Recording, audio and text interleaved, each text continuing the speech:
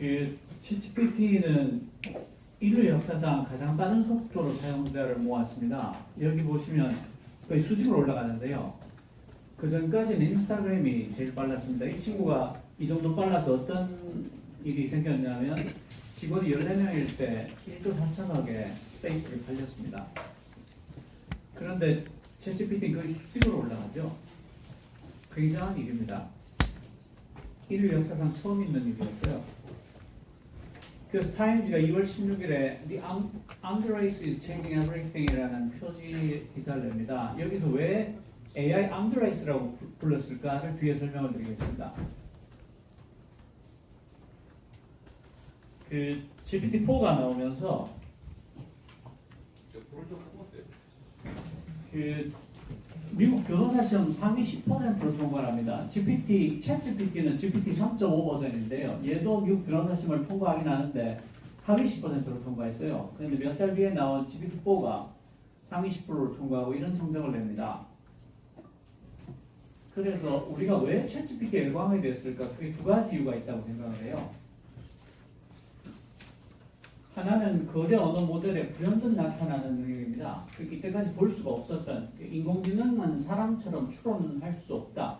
사람처럼 말할 수 없다. 대화를 하는 것을 사람처럼 기억을 해서 이어갈 수 없다. 이렇게 되어 있는데 그걸 다 제끼는 놀라운 능력이 나타나기 시작합니다. 이것을 emergent ability라고 하는데요. 보통 emergence 그러면 창발성으로 번역을 하는데 창발성 그러면 그게 뭔데라고 또 물어야 되잖아요. 그래서 불현듯 나타난다, 느닷없이 나타난다라고 표현하는 게 더 현상을 설명하는 게 맞는 것 같습니다.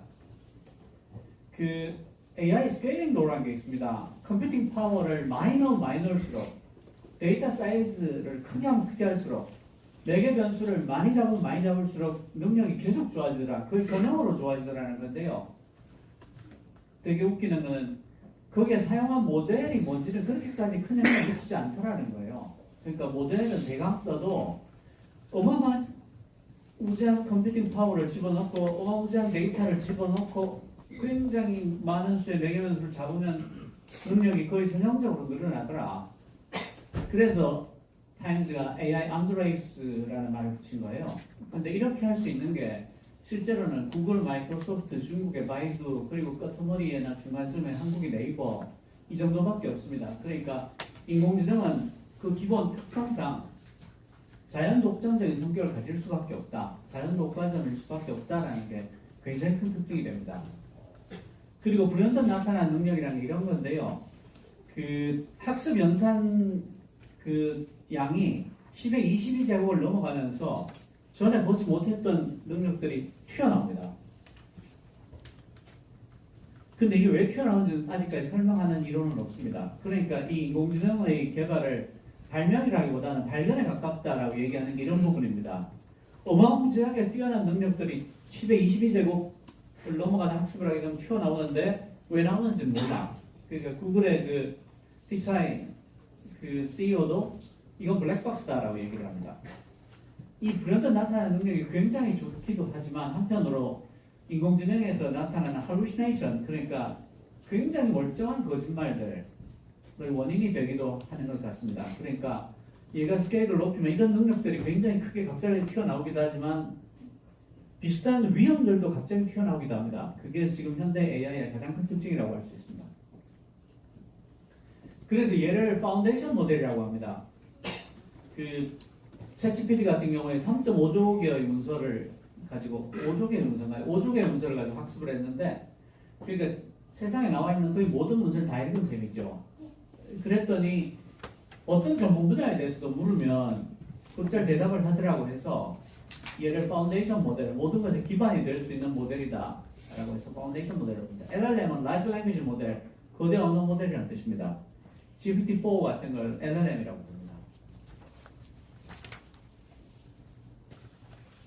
두 번째 특징, 첫 번째는 불현듯 나타나는 어마어마한 능력이었고요. 두 번째로 우리가 열광하게 된 것은 사상 최초로 사람이 자연으로 기계를 일을 시킬 수가 있게 됐습니다. 그러니까 그 우리가 기계한테 말을 거는 언어를 머신랭귀지라고 하죠. 기계어. 그러니까 뭐 C++이라든지 파이썬이라든지 포트란, 코볼 이런 것을 머신랭귀지라고 하는데 우리가 좀 일상적으로 지금 제가 하는 말을 자연어라고 합니다. 내추럴 랭귀지라고 하는데 사상 최초로 자연으로 기계한테 일을 시킬 수 있게 됐습니다. 거기다 더 놀라운 일은 기계가 기계한테 일을 시킬 수가 있어요. 도구를 가질 수가 있습니다. 그러니까 사람이 LLM한테 파운데이션 모델한테 복합적인 어떤 일을 주면 얘가 복합적인 일을 여러 가지 갈래를 쳐서 나눈 다음에 거기에 적합한 도구를 써서 일을 처리하고 그 결과를 사람한테 다시 줄 수가 있습니다. 이렇게 되는 거죠. 그렇게 해서 첫 번째 우리가 꼭 주목해 봐야 될 게 플러그인이 됩니다. 챗GPT가 외부 프로그램을 불러와서 쓸 수 있는 건데요. 이렇게 되면 챗GPT의 약점인 최신 데이터 불러오기, 그러니까 이 챗GPT는 학습하는 기간을 가져야 되는데 보통 100일 정도 학습을 해야 됩니다. 그러니까 그전 학습한 이후에 나온 데이터들에 대해서는 알 수가 없는 거죠. 그런 약점이 있는데 외부의 검색 엔진을 챗GPT가 쓸 수 있으면 그런 약점이 사라지죠. 계산하기도 마찬가지, 예약하기, 이렇게 해서 그 울프람 알파가 세계 최고의 연산 엔진입니다. 미적분 수열 같은 걸 풀어주는데요. 얘를 쓰고 세계 최고의 여행 검색인 엑스피디아를 쓰고 뭐 인스타카트를 쓰고 오븐테이블을 쓰고 이렇게 되면 어떤 일이 생기냐면 사람이 그 유니버설 인턴을 굉장히 뛰어난 애를 하나 가지게 되는 것과 똑같습니다. 그러니까 내가 우리 가족이 넷인데 교토로 3박 4일로 여행을 갈 건데 막내딸은 비건이니까 여행 스케줄을 짜는데 우리는 렌트는 하지 않을 거야. 숙소는 하루 정도는 료칸에서 잤으면 좋겠고 어디는 꼭 가봐야 되겠는데 예약을 해줘 하면 얘가 이 미션들을 분류해서 레스토랑 오픈 테이블에서 예약을 하고 하는 식으로 스케줄을 다 짜고 심지어 내가 만약에 내 아이디 패스워드와 결제 정보까지를 넘겨준다면 그 일까지 다 처리해서 가족들의 이메일로 쭉 보내겠죠. 그런 일들이 생기는 겁니다.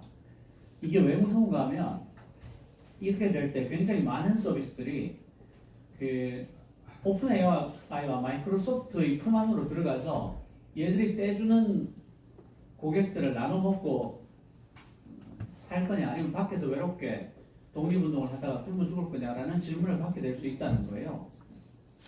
그러니까 플러그인 유니버스가 하나 생기면 그 마이크로소프트 유니버스, 구글 유니버스, 네이버 유니버스 정도가 전체를 다 지배하고 통치하는 그런 일들이 생길 수 있는 거죠. 기본적으로 거대 언어 모델은 자연 독점적인 성격을 갖습니다.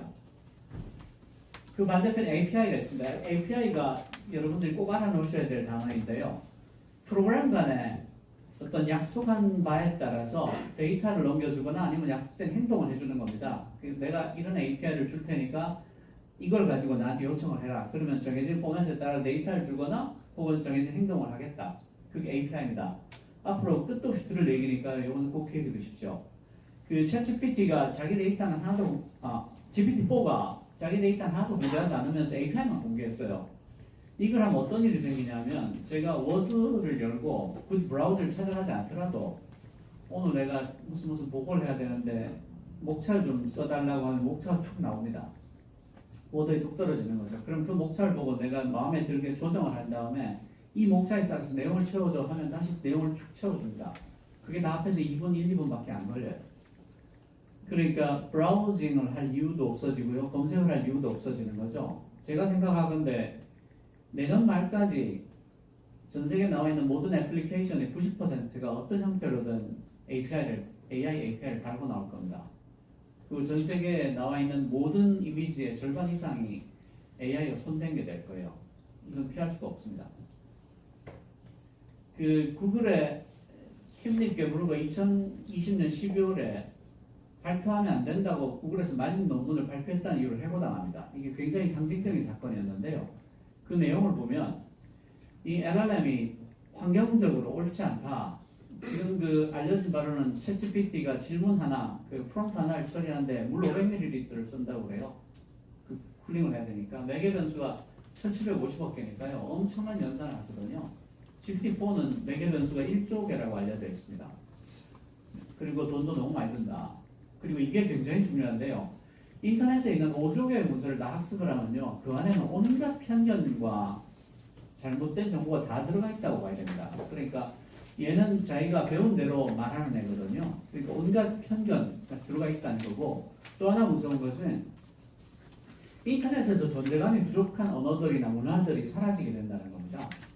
기본적으로 영어 문서가 압도적으로 많겠죠. 그러니까 그것을 가지고 주로 학습을 하니까 저런 문서들에는 정보만 들어가 있는 게 아니고 그 시대의 문화와 그 시대의 관습이 같이 들어가 있습니다. 그런 것들이 전부 다 가장 부유한 국가의 컨텐츠에 밀려서 다리 위로 다니듯이 납작해져 버리는 것이다. 어쩔 수 없다. 그런 얘기들이고요. 그러니까 기본적으로 자연 독점일 수밖에 없는 거다라는 것에 대한 문제점을 지적한 겁니다. 네 개를 보시면 틀린 말이 하나도 없다는 걸 알 수 있어요. 그런데 그분은 왜 이 사람을 해고했을까? 이게 굉장히 무서운 점입니다. 그리고 이 페이스북에서 메타라는 오픈소스를 내놓습니다. 그리고 그 스탠포드 대학에서 이 라마 기반의 알파카라는 오픈소스를 내서 공개를 해버리는데요. 연구 목적으로만 쓰라라고 했지만 사람들이 그럴 리가 있겠습니까? 토론토에 벌써 이게 다 퍼져 있고요. 모든 그 회사나 사람들이 원하면 다 하나씩 깔아서 쓸 수 있게 됐고 여기서 엄청난 오픈소스들이 쏟아져 나오고 있습니다. 그 때문에 얼마 전에 그 세계적인 AI 과학자들 2,000여 명이 서명을 했죠. 이거 굉장히 위험하다. 6개월 동안 유예기간을 두자라고 했는데 게리 마커스가 5가지 위험이 있다라고 이야기를 합니다. 그러니까 극단주의자들이 어마어마한 허위 정보를 생성해서 민주주의와 공론을 쓸어버릴 거다.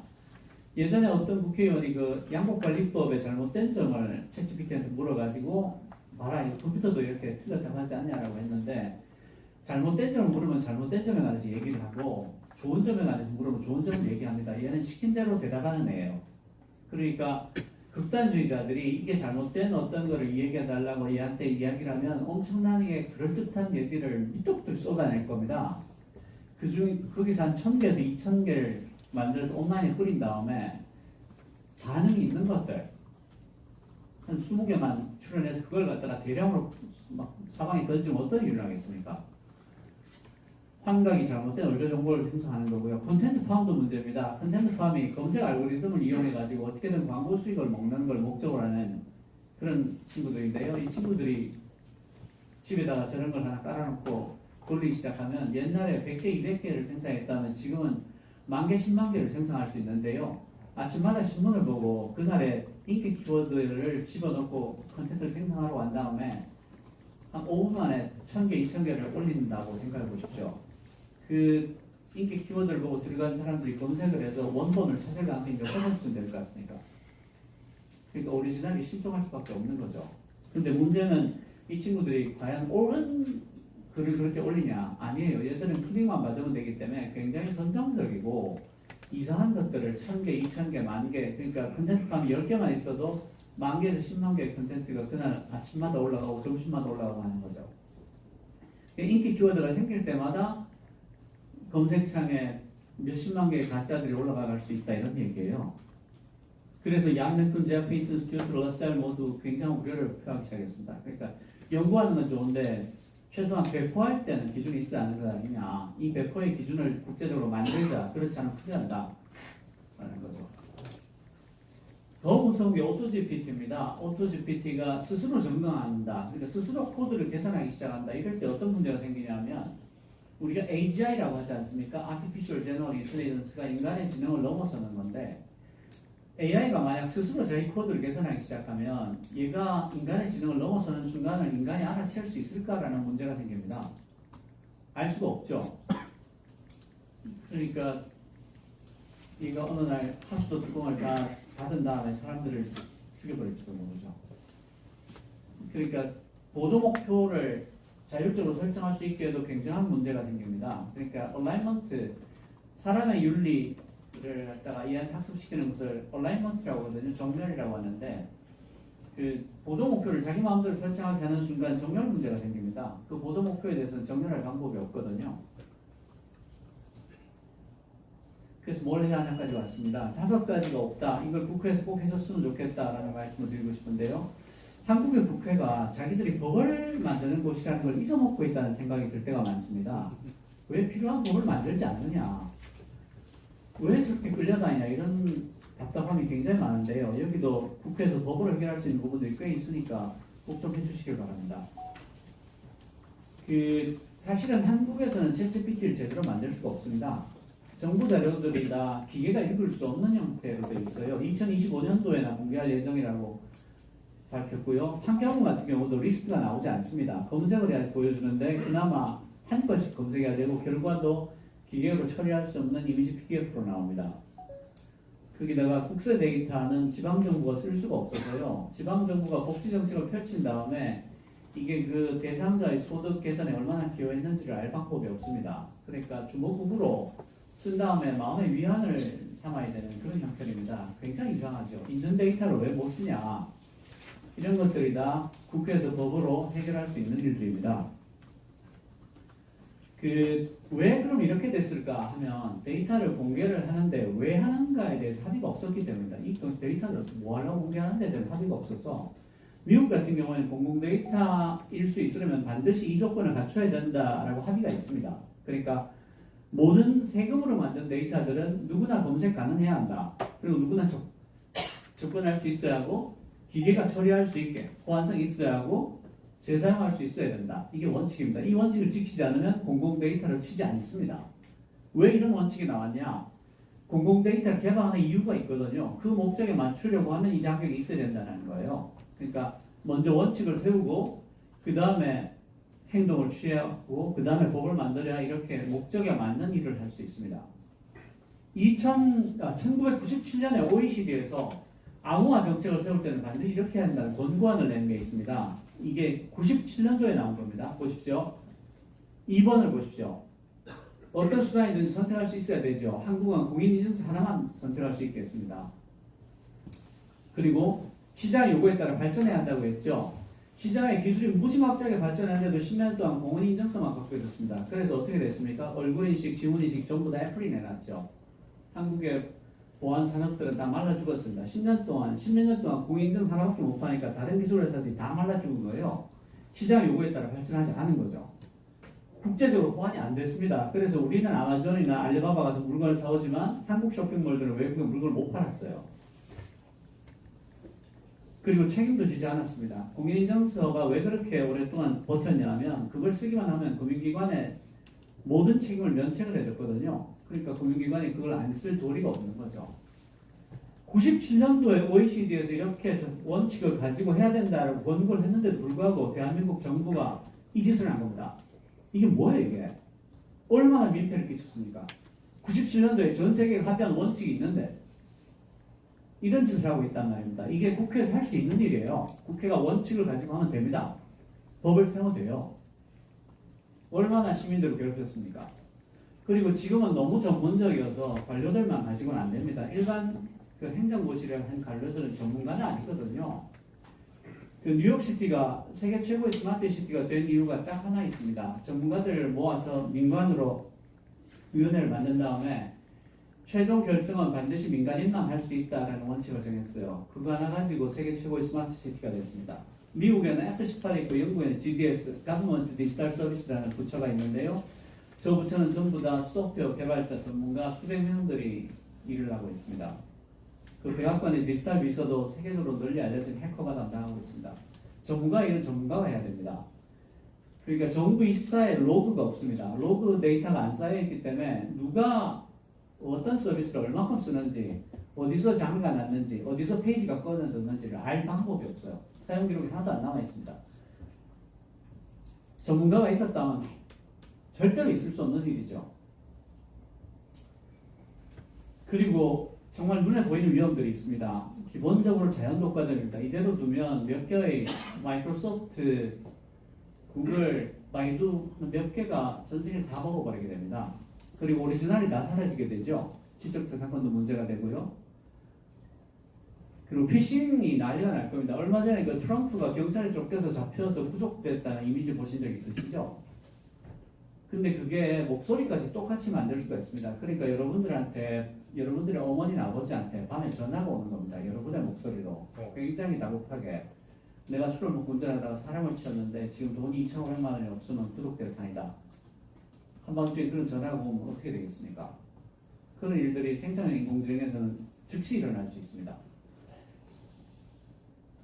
책임성, 경고성, 신뢰성에 관한 원칙들도 지금 제대로 구해놓지 않으면 세계에서 다 퍼진다면 늦습니다.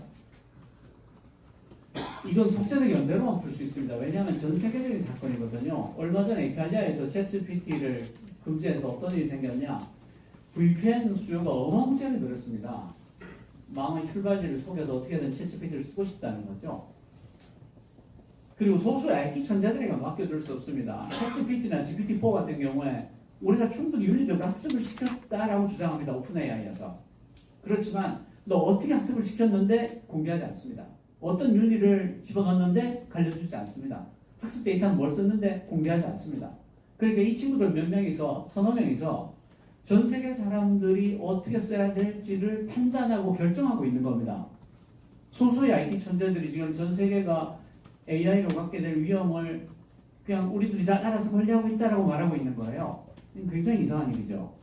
거기다가 컴퓨터 공학자들입니다, 대부분. 근데 이건 전 사회적으로, 전방위적으로, 전인류적으로 일어나고 있는 일이기 때문에 철학, 인류학, 사회학, 법학 등이 함께 범학계적으로 다루지 않으면 반드시 굉장한 위험들을 빠뜨리게 될 겁니다.